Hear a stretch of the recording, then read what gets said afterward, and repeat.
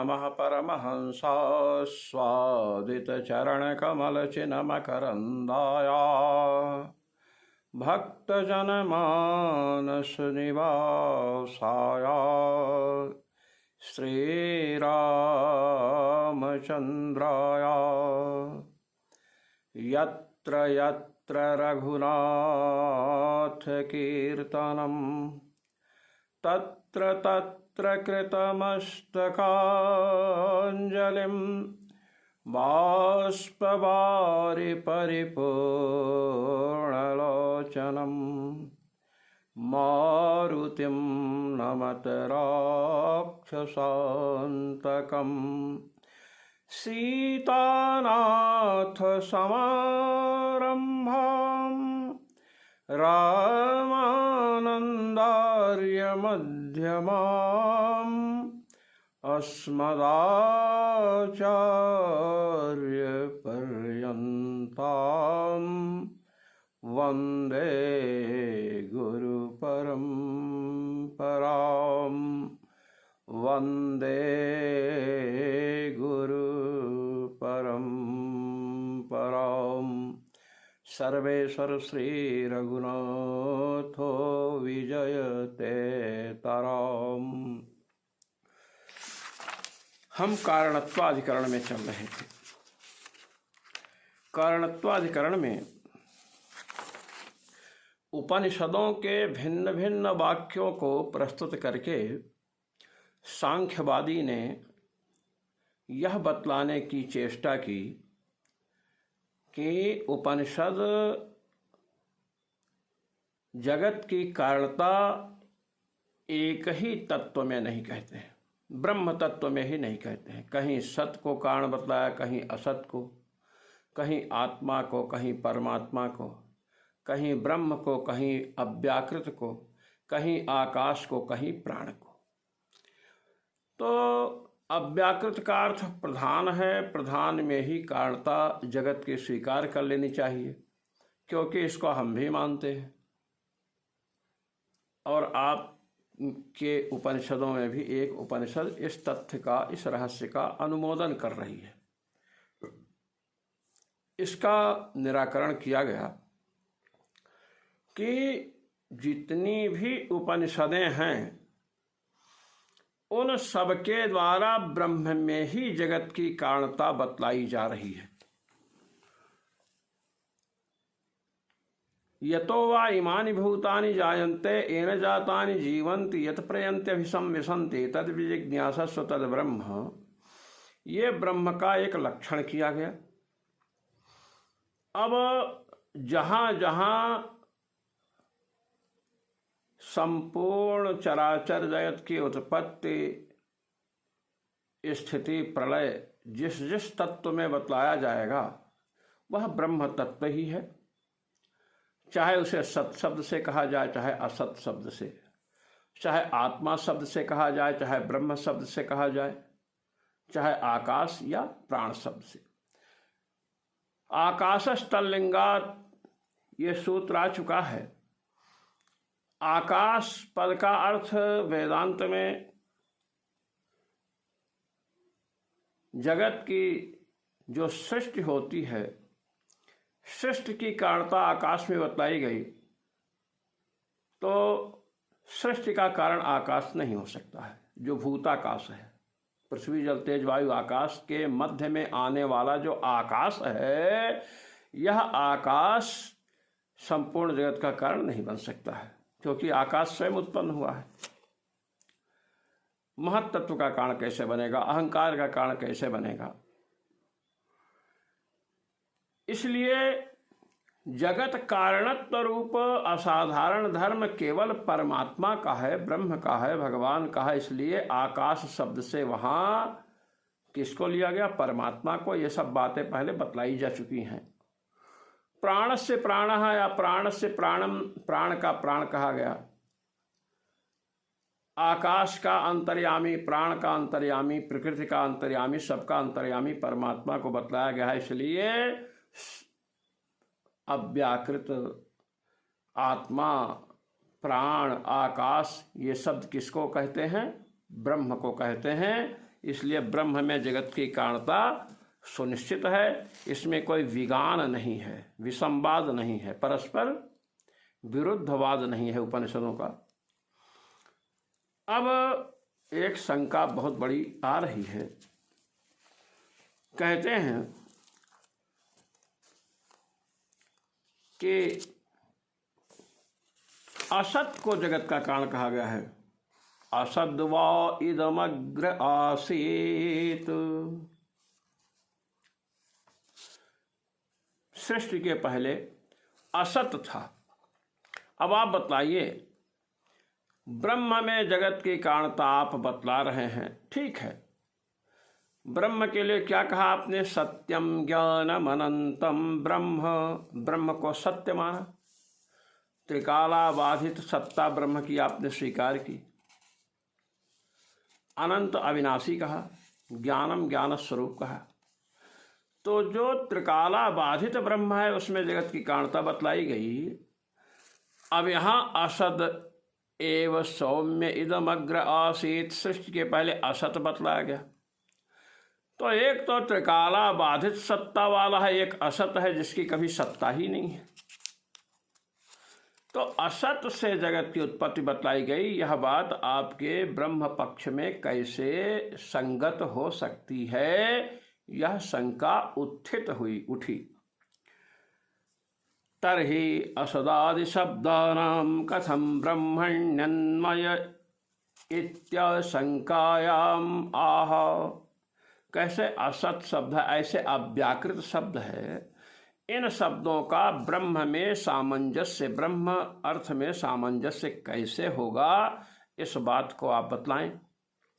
ऐसी जब शंका हुई तब सूत्र प्रस्तुत हुआ समाकर्षात्।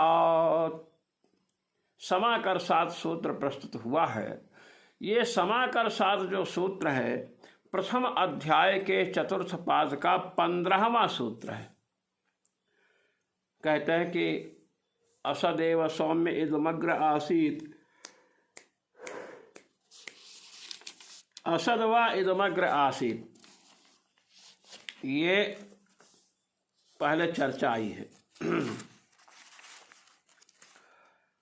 तो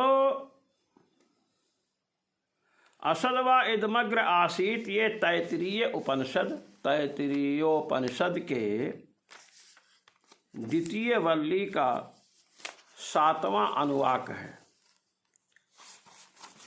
कौन अनुवाक है? 7वां अनुवाक है। और ये जो द्वितीय वल्ली है इसका नाम है ब्रह्मानंद वल्ली। ब्रह्मानंद, इसमें आनंद की मीमांसा होगी, इसलिए इसका नाम है ब्रह्मानंद वल्ली। तो इसके 7वें अनुवाक में असद्वा इदमग्र आसीत, ये जो जगत है, इदम पूर्व दृश्यमान जगत है, सृष्टि के पहले असत था। तो सृष्टि के पहले असत था, तो वही जो है सृष्टि काल में जो है इस रूप में, दृश्यमान रूप में प्रस्तुत हुआ, प्रकट हुआ, उत्पन्न हुआ। तो कहते हैं ब्रह्म तो त्रिकालाबाधित सत्ता वाला है और असत जो है जिसकी कभी सत्ता ही ना हो। तो इन दोनों का सामंजस्य आप कैसे करेंगे? असत ब्रह्म को असत कैसे कहेंगे, ये प्रश्न हुआ। इसके लिए सूत्र आया समाकर्षात्। कहते सुनिए, असन्नेव स भवति असद ब्रह्मेति वेद चेत। तैत्तिरीयोपनिषद के ब्रह्मानंद वल्ली जो द्वितीय वल्ली है उसके 6ठे अनुवाक में कहा गया असन्नेव स भवति असद ब्रह्म इति वेद चेत। ये आया, असन्नेव स भवति असद ब्रह्म इति वेद चेत। जो व्यक्ति असद ब्रह्म नहीं है ऐसा समझता है, असन्नेव स भवति, वह असत ही हो जाता है। असत ब्रह्म को जो असत समझता है वह असत हो जाता है।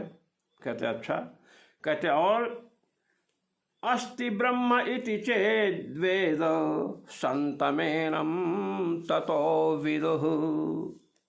अस्ति ब्रह्म, ब्रह्म है, इस प्रकार जो समझता है, संतम एनम ततो विदुः, इसी को लोग अस्तित्ववान समझते हैं। सन संतौ संतः, सत्तावान, अर्थात इसी में कोई दम है और सब तो ऐसे है निर्जीव।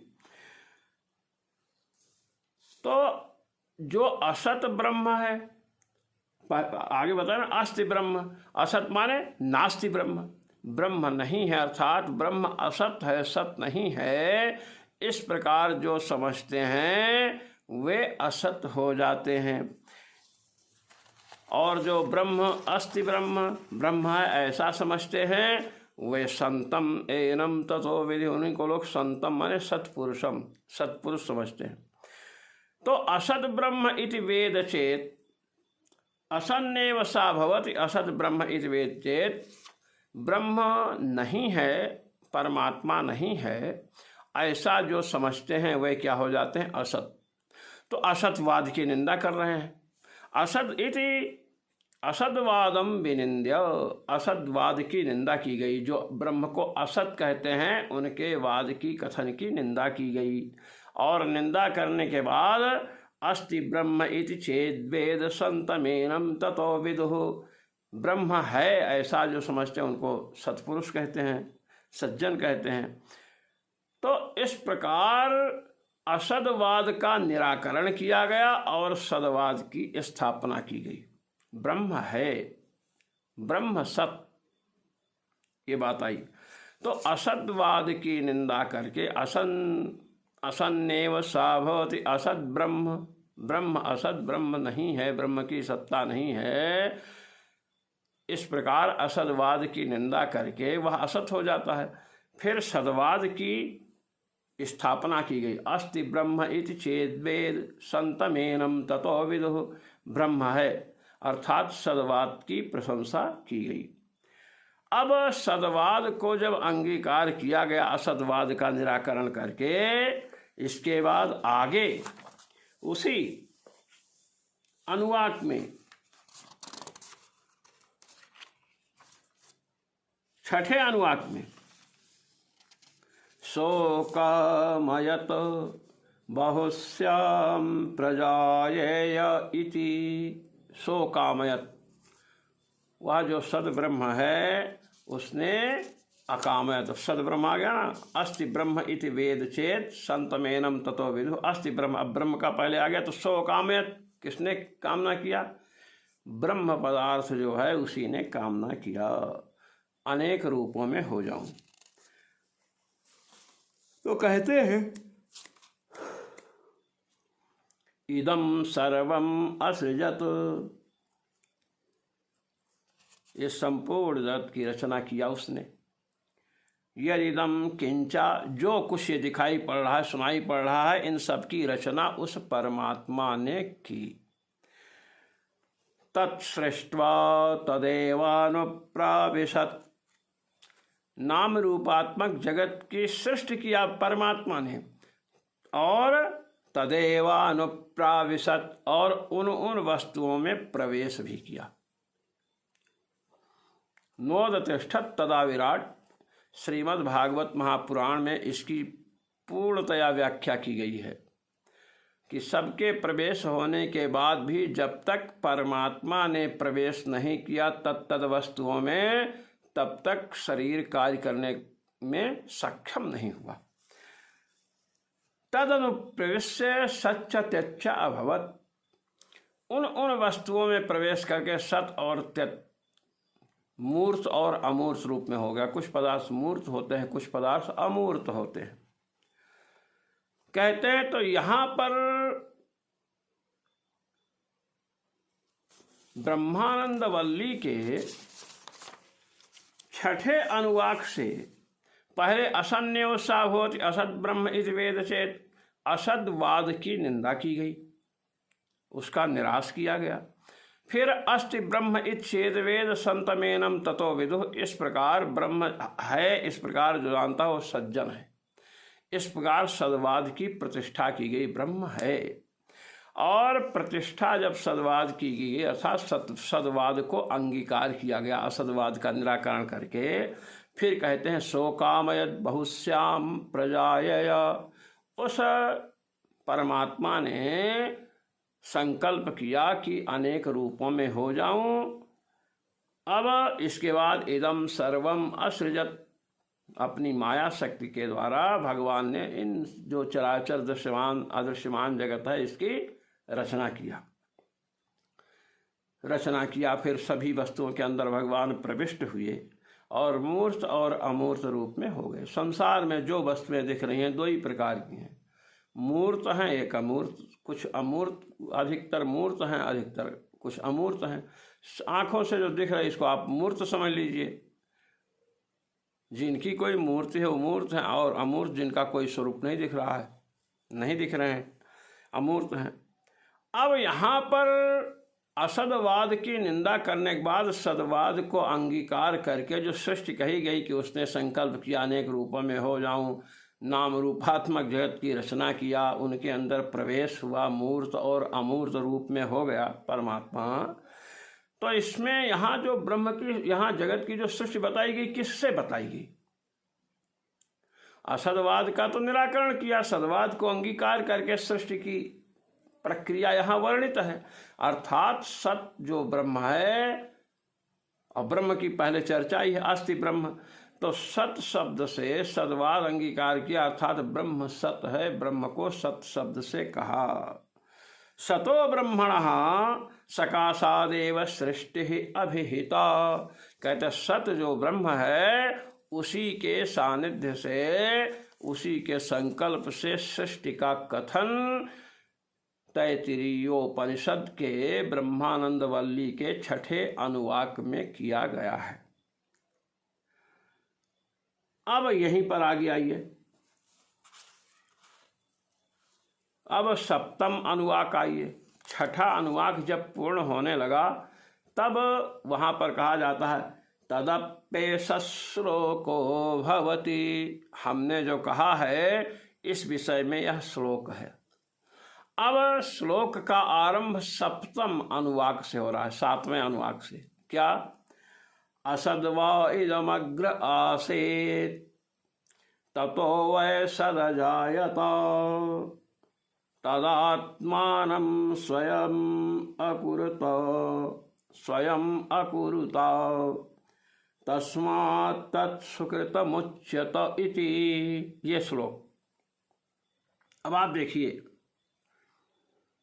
छठे अनुवाक में असदवाद की निंदा करके सदवाद को ब्रह्म सत है ये अंगीकार कर लिया। सो कामयत, फिर ब्रह्म सत जो ब्रह्म है उसी से सृष्टि का कथन किया गया। उस विषय में श्लोक का प्रस्तुतिकरण करना हुआ तो प्रतिज्ञा किए तदप्येष श्लोको भवति, यह श्लोक है। और सातवें अनुवाक के आरंभ में असद्वा इदम अग्र आसीत इस श्लोक को प्रस्तुत किया। अब सत जो ब्रह्म है उससे सृष्टि का कथन हुआ है। अब असद व इदम अग्र आसीत, सृष्टि के पहले यह असत था कह रहे हैं। तो जब ब्रह्म से सृष्टि हुई है तो सृष्टि के पहले कौन था? आप स्वयं विचारिए। ब्रह्म जो, जिस ब्रह्म को सत बताया वही ब्रह्म था ना, वही ब्रह्म था। अब उसी ब्रह्म को असत शब्द से कह रहे हैं। असद व इदम अग्र आसीत मैंने सृष्टि के अग्रिम काल में असत था। जो ब्रह्म, जिस ब्रह्म से सृष्टि की प्रक्रिया बतलाई गई है उसी ब्रह्म को यहाँ असत शब्द से कह रहे हैं, ये बता रहे हैं। कहते असद व इदम अग्र आसीत तैत्तिरीयोपनिषद के ब्रह्मानंद वल्ली का 7वां अनुवाक है, उसका प्रथम वाक्य है। कहते इत्यत्रापि सृष्टिकर्तुः सतपदवाच्यस्य ब्रह्मणः एव समाकर्षादिति। कहते हैं यहाँ पर असद व इदम अग्र आसीत, यहाँ पर पहले असत ही था अर्थात उसी से सृष्टि हुई है। तो यहाँ सृष्टि करने वाला जो है जिसे असत कह रहे हो कौन है? सतपदवाच्य ब्रह्म ही है। पहले जो प्रक्रिया छठे अनुवाक में चली है उस ब्रह्म को ही यहाँ लाना है सातवें अनुवाक में, क्योंकि ये श्लोक प्रस्तुत हुआ है छठे अनुवाक के अंतिम में जो सृष्टि प्रक्रिया हुई है उसके विषय में है। सृष्टि प्रक्रिया में किस वाद की स्थापना हुई थी? सदवाद की स्थापना हुई थी, असतवाद की निंदा हुई थी। जो ब्रह्म को असत समझते हैं वो हैं ही नहीं, जो ब्रह्म को सत समझते हैं, अस्ति ब्रह्म ब्रह्म है इस प्रकार समझते हैं, वे सज्जन हैं। तो सज्जन की प्रशंसा होगी तो निंदा किसकी होगी? दुर्जन की ही तो होगी। काशी में अप्पय दीक्षित जी नाम के एक बहुत बड़े विद्वान हुए हैं, और हम लोग पढ़ते थे तो हमारे स्वामी जी श्री स्वामी योगेंद्रानंद जी महाराज जो हैं, उदासीन विद्यालय में हम लोग रहते थे, वहीं से उनके पास पढ़ने जाते रहे, तो बतला रहे थे कि वो ब्रह्मनाल पर रहते थे। तो अप्पय दीक्षित जी इतने बड़े विद्वान थे, तो वहाँ पर जो मूर्ख तो सब जगह होते हैं, चाहे काशी हो चाहे काश्मीर हो, तो जो उनके वैदुष्य से जलते थे, उनके समक्ष जो कम विद्या वाले थे, न्यून विद्या वाले थे, उन लोगों ने अप्पय दीक्षित जी का अपमान करने के लिए एक आयोजन किया, और उस आयोजन में अप्पय दीक्षित जी को भी बुलाया। अब अप्पय दीक्षित जी बैठे हैं, साथ में उनके 20, 25, 50 शिष्यगण बैठे हैं, विद्वान और भी विद्वान बैठे हैं।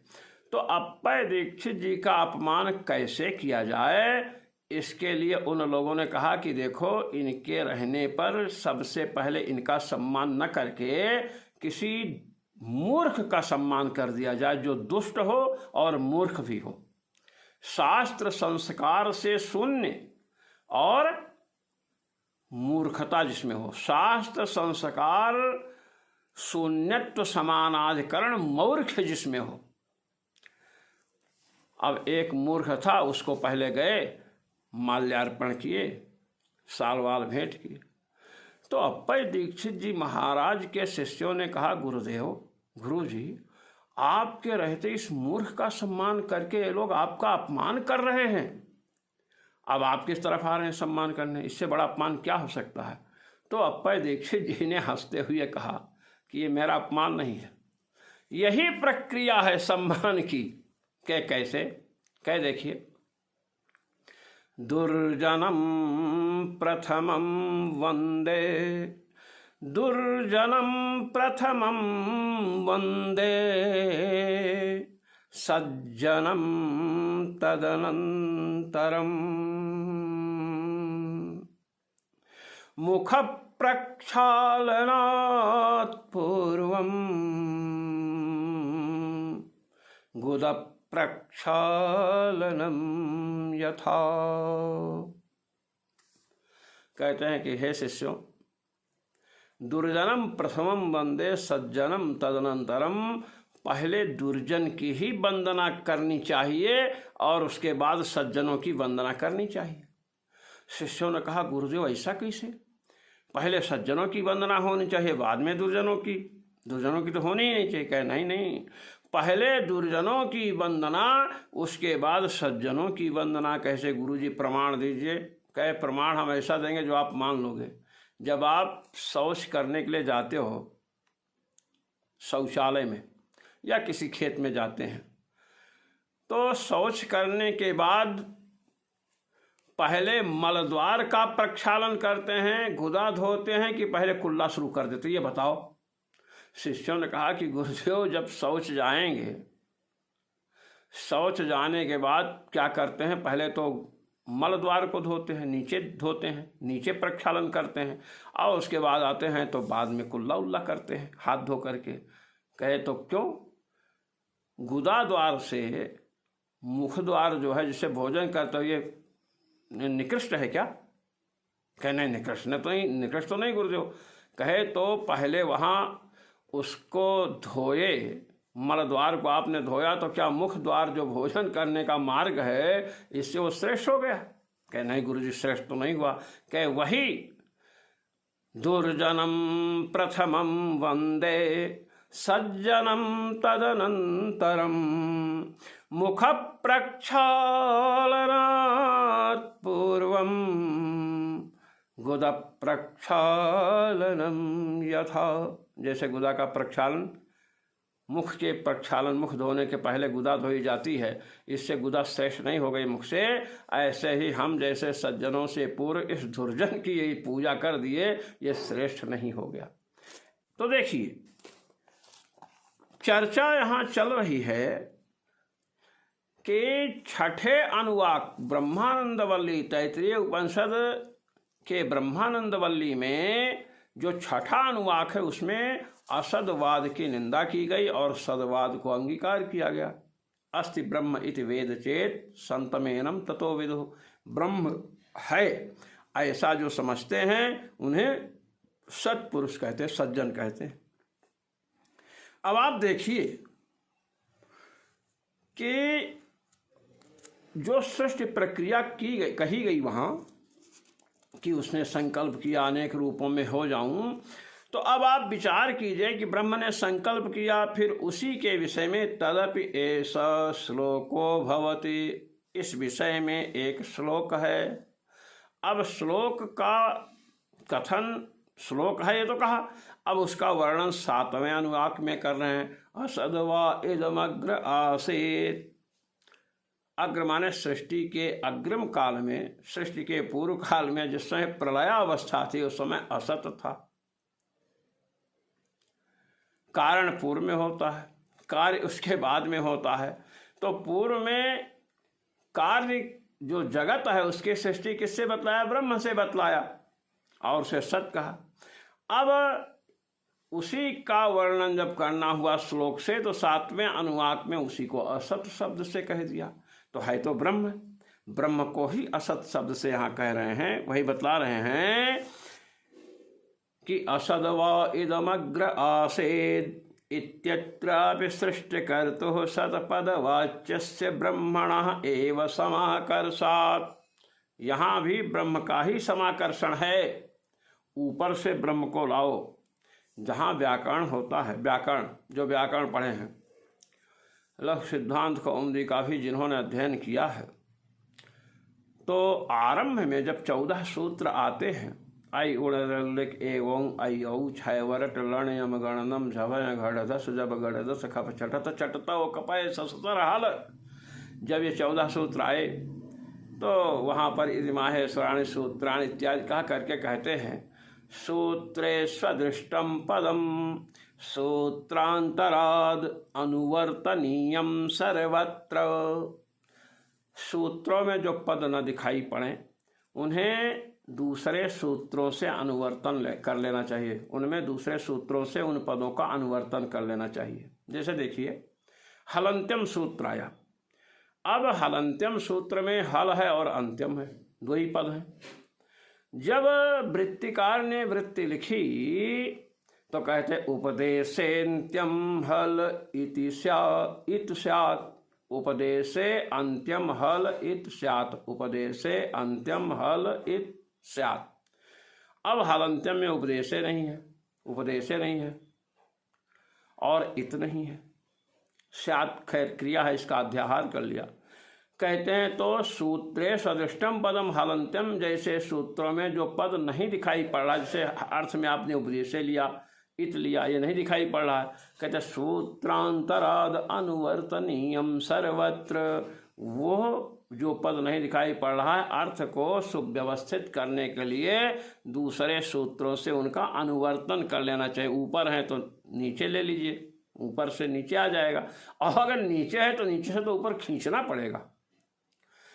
तो ये कह रहे हैं यहाँ समाकर्षण है। असदवा इदमग्र आसीत, ये 7वां अनुवाक का प्रथम वाक्य है। इसके पहले 6ठा अनुवाक आ चुका है। जैसे हलंत्यम में उपदेशे अजनुनासिक इत से उपदेशे और इत आया, इसी प्रकार क्योंकि वो पहले सूत्र है, इसी प्रकार 7वें अनुवाक में जो असद व इदमग्र आसीत कहा गया है कि असत था, तो इसमें जो 6ठे अनुवाक में ब्रह्म आया है, सदवाद की स्थापना की गई, अस्ति ब्रह्म इति वेद चेत संतमेनम ततो विदुः। जो ब्रह्म को सत समझता है, ब्रह्म है समझता, वो सतपुरुष है, तो उसी ब्रह्म से वहाँ सृष्टि बतलाई गई। तो यहाँ असत जो कहा जा रहा है कि सृष्टि के पहले असत था, कारण होता है ना कार्य के पहले, तो असत शब्द से उसी ब्रह्म को कहा जा रहा है, उस ब्रह्म का अनुवर्तन कर लीजिए, ये कह रहे हैं। समाकर्षात् कुतः, क्यों आकर्षण समाकर्षण करें, कहते हैं उक्त श्लोकस्य अनंतरम तदात्मानं स्वयं अकुरुत इत्यारभ्य। कहे इसलिए करना है कि असद व इदमग्र आसीत, इसके बाद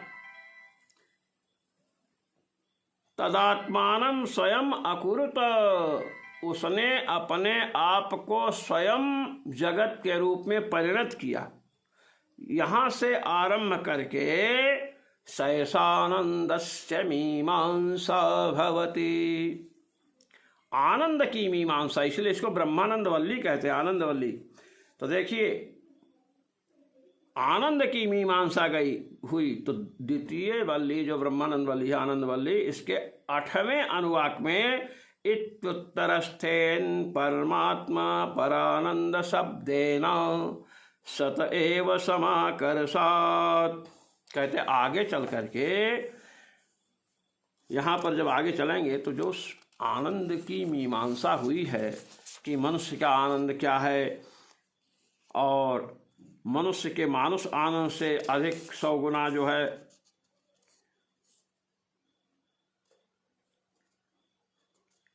ये आया ना, स एको मानुष आनंद, 100 गुना जो मनुष्यों का आनंद है उतना आनंद एक मनुष्य गंधर्व का आनंद है। अब इसके बाद 100 जो मनुष्य गंधर्वों का आनंद है वह एक देव गंधर्व का आनंद है। इस प्रकार आनंद की मीमांसा करते गए कि किससे बड़ा किसका आनंद है। इसके बाद कहते हैं जब आगे चलेंगे 100 प्रजापतियों को जो आनंद है, ये ते ए शतम प्रजापतेरानंद, 100 प्रजापतियों का जो आनंद है, स एको ब्रह्मण आनंद, वह एक ब्रह्म का आनंद है। इसे मत समझिएगा कि आनंद को भी सीमित कर दिया गया। अब ब्रह्मा से अधिक आनंद किसी को ही नहीं सकता है, इसलिए प्रजापति ब्रह्मा जो है उनके अंतिम आनंद उनका, उससे अधिक आनंद दृष्टांत देने लायक है नहीं, तो उसी का 100 गुना बता दिया गया। तो ब्रह्म का आनंद, और आगे चल करके 9वें अनुवाक में, ये तो 8वें अनुवाक की चर्चा हुई, ये तो वाचो निवर्तन्ते अप्राप्य मनसा सह आनंदम ब्रह्मणो विद्वान् न विभेति कुतश्चन।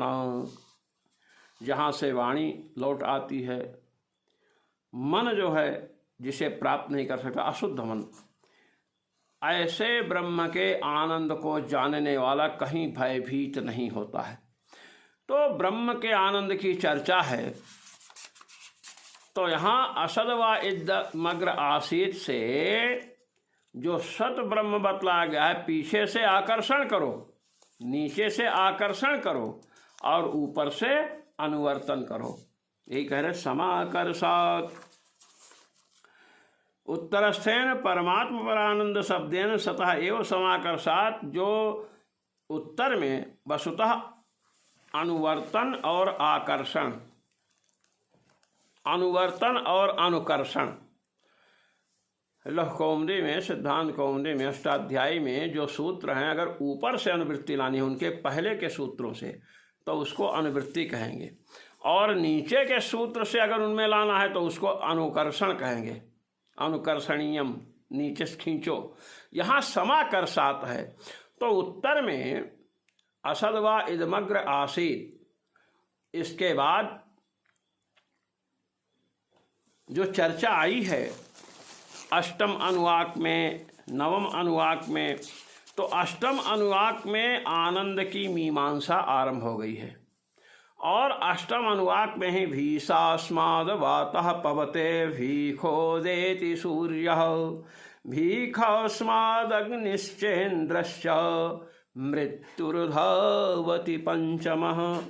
ये परमात्मा ऐसा है कि इसके भय से पवन देव चलते रहते हैं। भीखास्माद् वातः पवते, और इसी के भय से भीखो देति सूर्य, इसी के भय से सूर्य उदित होते हैं।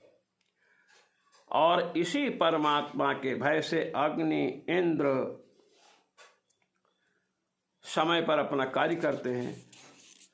मृत्युर्धावति पंचमः, इसी परमात्मा के भय से मृत्यु देवता अपना कार्य करते हैं दौड़ दौड़ करके। ऐसे परमात्मा का वर्णन करके उसका आनंद कितना है, तो सैकड़ों ब्रह्मा के सैकड़ों गुना आनंद से भी अधिक आनंद है। तो यहाँ पर बाद में भी जिस ब्रह्म को सत कहा गया था, अस्ति ब्रह्म इति चेद वेद चेत, ब्रह्म है ऐसा जो जानते हैं उनको सत्पुरुष कहते हैं। तो असदवा इदमग्र आसीत, इसके बाद आनंद की मीमांसा हुई है उसी परमात्मा से। अग्नि को, इंद्र को, वायु देवता को और मृत्यु को भय बतलाया गया कि उन्हीं से भयभीत होकर अपने अपने कार्यों में लगे रहते हैं। तो आनंदम ब्रह्मणो विद्वान ना विभेद कुतश्चन, ब्रह्म के आनंद को जानने वाला कहीं भयभीत नहीं होता है। तो इससे क्या निकला कि उत्तर में ब्रह्म की चर्चा है, इसलिए ब्रह्म को यहाँ लाना है, उत्तर से खींचना है और ऊपर से अनुवर्तन करना है। संदंश पतित न्याय के अनुसार यहाँ पर असत से भी ब्रह्म का ही ग्रहण होगा। उत्तर में किसका प्रतिपादन? ब्रह्म का। पूर्व में किसका प्रतिपादन? ब्रह्म का। उसी ब्रह्म के द्वारा जो सृष्टि हुई है उसी के विषय में श्लोक कहा गया, और उस श्लोक का अंश क्या है? असदवा इदम अग्र आसीत। इसलिए यहाँ असत शब्द से किसको लेना है? परमात्मा को ही लेना है, ये बतला रहे हैं। कहते हैं इति उत्तरस्थेन परमात्मा परानंद शब्देन सत एव समाकर्षात्, सद्ब्रह्म का ही आकर्षण होगा, समाकर्षण होगा। उसको लाकर अर्थ करना पड़ेगा कि जो सद ब्रह्म है उसी को वही असद रूप में पहले था, सृष्टि के पहले।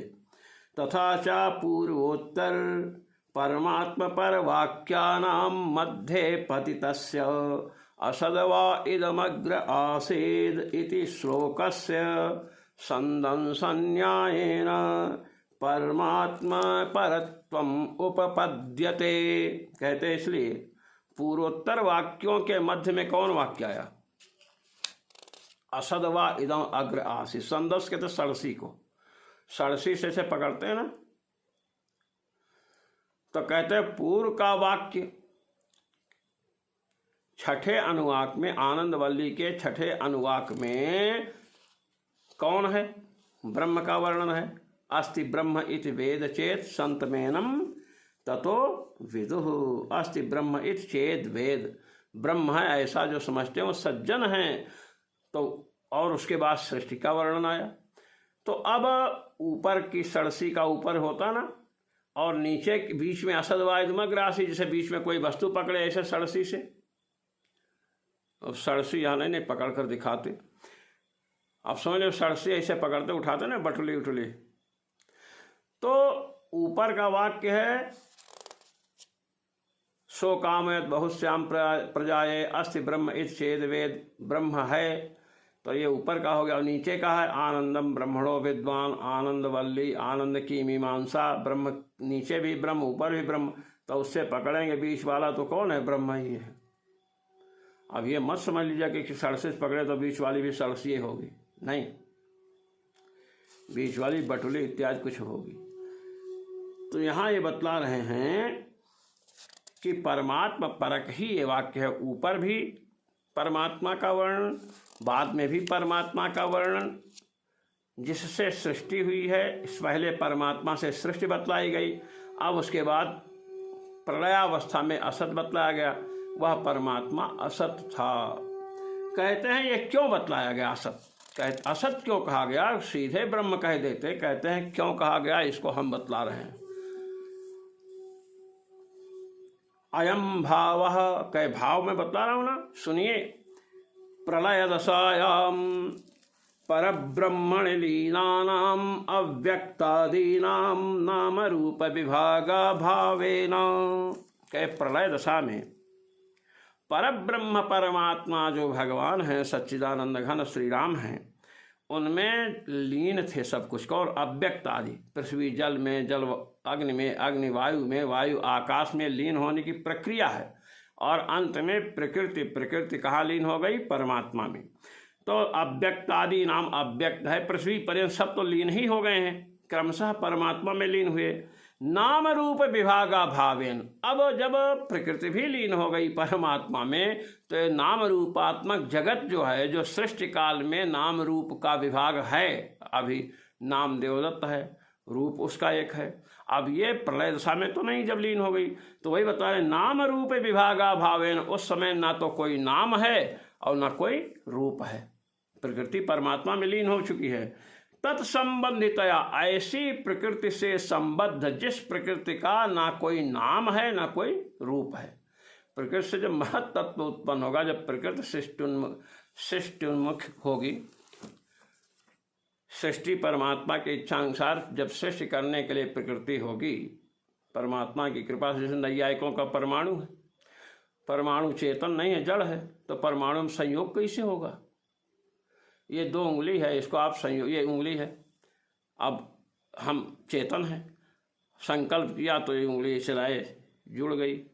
परमाणु दोनों जड़ हैं, तो जड़ में क्रिया कैसे होगी, जड़ वस्तु में क्रिया कैसे होगी जब तक चेतन का सारा। तो परमात्मा के संकल्प से परमाणुओं में क्रिया होती तो जुड़ जाते हैं, दोनों बन गया 2 परमाणु। इसी प्रकार प्रकृति सृष्टि के उन्मुख होती है, सृष्टि करने के लिए तैयार होती है। तो प्रकृति जब लीनावस्था में है, परमात्मा में लीन है, उसमें ना, जैसे अभी देवदत्त यज्ञदत्त दुकान मकान नाम रूप है, ऐसा तो है नहीं। तो नाम रूप विभाग का अभाव होने से, उससे संबद्ध होने, नाम रूप विभाग उस समय है क्या, नहीं है ना। नाम रूप विभाग जब रहेगा तो नाम रूप विभाग सत्य होगा, उस समय नाम रूप विभाग क्या है, असत्य है, नहीं है, सत्ता वाला नहीं है। इसलिए उस संबंध से कारण प्रलय काल में नाम रूप विभाग नहीं है, इसलिए परमात्मा को असत कह दिया। कहते तत्संबंधित, प्रकृति परमात्मा में लीन हो गई, उस समय नाम रूप विभाग नहीं है, इसलिए परमात्मा को क्या कह दिया, असत। और जब प्रकृति परमात्मा से प्रकट होगी और उसके बाद महातत्व अहंकार, ये सृष्टि इतनी बड़ी होगी, तब नाम रूप विभाग हो जाएगा, तो वही सत हो जाएगा। कहते हैं अस्तित्वाभावात, नाम रूप का अस्तित्व नहीं है, इसलिए अस्तित्व का अभाव होने से ब्रह्म को असत कह दिया गया। ब्रह्मणि अपि असत शब्द से प्रयोग उपपद्यते, ब्रह्म में असत शब्द का प्रयोग उपपन्न है नाम रूप विभाग का अभाव होने से। तथा च असत शब्दवाच्य ब्रह्मण एव कारणत्वम, इसलिए असत शब्द वाच्य कौन हुआ, ब्रह्म परमात्मा भगवान, वही जगत के कारण हैं। अतएव अन्यत्र, कहते अब छांदोग्य में चर्चा आई है, कथम असतः सत जायेत, कहे असत से सत उत्पन्न कैसे होगा। मैं आपको बता रहा हूँ, असत क्या है, ससश्रृंग, खरगोश के सिंग होती है क्या। अब ससश्रृंग सत पदार्थ नहीं, असत है, उससे कोई उत्पन्न हुआ आज तक। गगनारविंद खपुष्प, आकाश का पुष्प, आकाश में कोई पुष्प नहीं होता है, कभी किसी को गंध मिली खपुष्प की। बंध्यासुत ने किसी की कुटाई किया, बंध्यासुत बरु काहू ही मारा, बंध्यासुत ने किसी को मारा, नहीं मारा ना। तो कह रहे हैं कि कथम असतः सत जायेत, असत से सत कैसे उत्पन्न हो सकता है। खपुष्प से, गगनारविंद से, ससश्रृंग से कोई उत्पन्न हुआ। बंध्यासुत ने क्या किसी को मारा, बंध्यासुत होते नहीं। तो असत से सत कैसे उत्पन्न हो सकता है। सदैव सौम्य इदमग्र आसीदेकमेवाद्वितीयम् इसलिए असत से का अर्थ जो खपुष्प, सशृंग, वंध्यासुत जैसे अर्थ लेने वाले थे उनको ये समझा रहे हैं कि असत से सत नहीं हो सकता है। सत ही था सृष्टि के पहले। सदैव सौम्य इदमग्र आसीत्। अग्र माने प्रलय काल में सत ही था। एकमेवाद्वितीयम, एक था, अद्वितीय था। इत्यनेन असदवादम अपाकृत्य। छांदोग्य में भी असदवाद का निराकरण किया गया। छांदोग्य में भी जैसे बौद्ध लोग हैं ना, विज्ञानवादी, वैभाषिक, सौत्रांतिक, माध्यमिक, तो शून्यवादी जो है असत यदि कहें तो असतवाद का तो निराकरण है, फिर भी चल रहा है। चोरी करने पर दंड का विधान है, फिर भी लोग चोरी करते हैं। दंड नहीं होता तो सब चोर हो जाते। तो असतवाद छांदोग्य में भी कथम असतः सज्जायेत, असत से सत कैसे उत्पन्न हो सकता है, ऐसा कह करके कहा। सदैव सौम्य इदमग्र आसीत, सृष्टि के पहले सत पदार्थ ही था। तो असदवाद का निराकरण किया गया। इत्यनेन असदवादम अपाकृत्य, अपाकरण निराश किया गया। सतः समाकर्षात्, सत एव ब्रह्मणः कारणत्वम् इति सिद्धम। इसलिए असदवा इदमग्र आसीत, यहाँ पर सत जो ब्रह्म है उसका समाकर्षण होना चाहिए और उसको करके अर्थ लगाना चाहिए। संदंश पतितन न्याय भी यहाँ जागरूक है और नीचे से समाकर्षण होगा। ऊपर से सत ब्रह्म की चर्चा आई ही है, इसलिए असत शब्द ब्रह्म के लिए प्रयुक्त है। असत इसलिए कहा गया कि नाम रूप जो विभाग हैं वो उस समय असत हैं, नहीं हैं, इसलिए ब्रह्म को भी असत कह दिया गया। क्योंकि प्रकृति के द्वारा नाम रूप विभाग होता है। नाम रूप विभाग की जनिका प्रकृति है जो परमात्मा का अधीन रहती है, और वह प्रकृति इस समय परमात्मा में लीन हो चुकी है। इसलिए नाम रूप विभागानर्ह जो प्रकृति है उसके कारण, अर्थात नाम रूप का विभाग नहीं होने के कारण परमात्मा को भी असत कहा गया। नाम रूप विभाग प्रलय काल में असत है, इसलिए परमात्मा को भी असत कह दिया गया। इति सिद्धम। इस प्रकार ब्रह्म सूत्र के आनंद भाष्य में भगवत्पाद श्री स्वामी रामानंदाचार्य जी महाराज ने कारणत्वाधिकरण को पूर्ण किया। ओम पूर्णमदः पूर्णमिदं पूर्णात् पूर्णमुदच्यते पूर्णस्य पूर्णमादाय पूर्णमेवावशिष्यते। ओम शांति शांति शांति।